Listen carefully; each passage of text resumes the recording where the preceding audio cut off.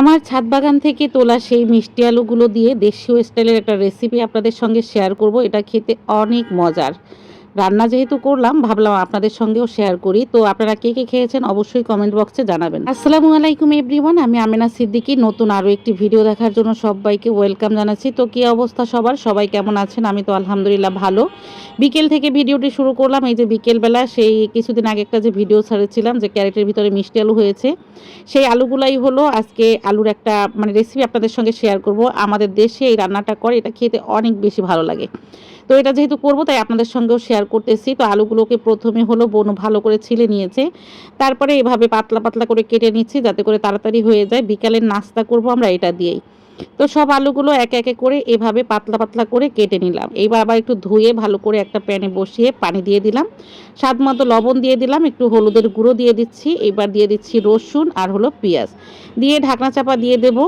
এইবার এই যে আলু অনেকটাই সেদ্ধ হয়ে গেছে, আর এই আলু সিদ্ধ হতে বেশি সময় লাগে না। তারপরে তেজপাতা দিয়ে দিলাম, তেজপাতাটা দিয়ে ভালো করে আলুটাকে ঘেটে নেব। আলু ঘেটে নেওয়ার পরে তারপরে এখানে বোম্বাই মরিচ দিয়েছি, সুগন্ধযুক্ত বোম্বাই মরিচ। ভালো করে আলুটাকে ঘাটা শেষ হয়ে গেল। পরিমাণ মতো তেল দিয়ে রসুন কুচি দিলাম, তারপর পেঁয়াজ কুচি দিলাম এখন বাগার দেওয়ার জন্য।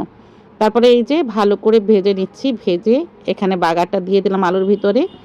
এইবার এটা খেতে যে অসাধারণ আপনাদের কিভাবে বোঝাবো, আপনারা এভাবে একবার ট্রাই করে দেখতে পারেন, এটা খেতে কিন্তু দারুণ লাগে। তো আমাদের প্ল্যান ছিল আমরা এটা পুরি করব আর পুরির সঙ্গে এটা খাবো। তো যে পরিমাণ গরম সেজন্য আর করিনি। আমার বর হলো পুরি পাঠিয়ে দিয়েছে দোকান থেকে, নিচের হোটেল থেকে পাঠিয়ে দিয়েছে। আর আমরা এদিকে এই যে এটাকে এক ধরনের মিষ্টি আলুর ঘাটিও বলতে পারেন, আর আমার ছেলে তো বলেছে এটা মিষ্টি আলুর চুপ।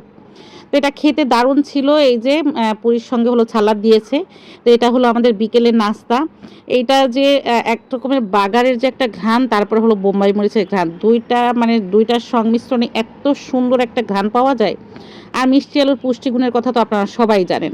তো এই ছিল আজকে শেয়ারিং। আল্লাহ হাফিজ।